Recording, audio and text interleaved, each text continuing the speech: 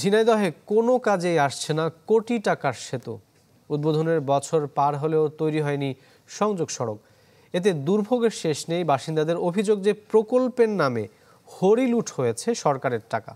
নগদের কাছে সব গ্রাহকই প্রিয়, তাই তো সারা দেশে ক্যাশ আউট চার্জ সবচেয়ে কম। প্রায় অর্ধ কোটি টাকা ব্যয়ে 15 মিটার দৈর্ঘ্যের এই সেতুটি নির্মাণ করা হয় 2 বছর আগে, কিন্তু সংযোগ সড়ক না থাকায় আসছে না কোনো কাজই।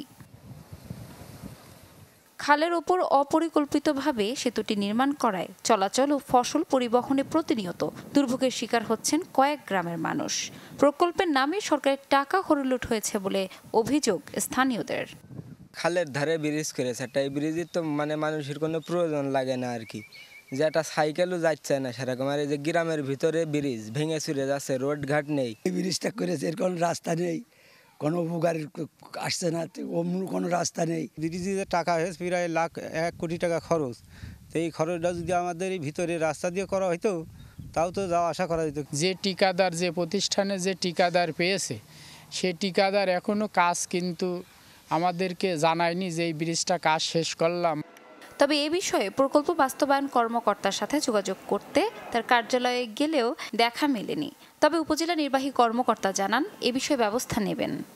গ্রামের মেঠোপথটা তো এভাবেই আস্তে আস্তে করে ওঠে মানুষের চাহিদার প্রেক্ষাপটে। আমি আমার যতটুকু মনে হয়েছে যে এখন এইটুকু করলে আর ওই এলাকায় আমি চেয়ারম্যানের, তারপরে আপনার কথাটা যেহেতু মাথায় নিলাম, চেয়ারম্যানের সাথে আমি কথা বলবো যে আসলে তাদের রিকোয়ারমেন্টটা কি, কতটুকু পূরণ হয়েছে, ভবিষ্যতে কি করতে হবে আমি জেনে নিব। 2021-22 অর্থ বছরে দুর্যোগ ও ব্যবস্থাপনা অধিদপ্তর নির্মাণ করে সেতুটি। 2023 সালে উদ্বোধন করা হয়। Desk report, channel 24।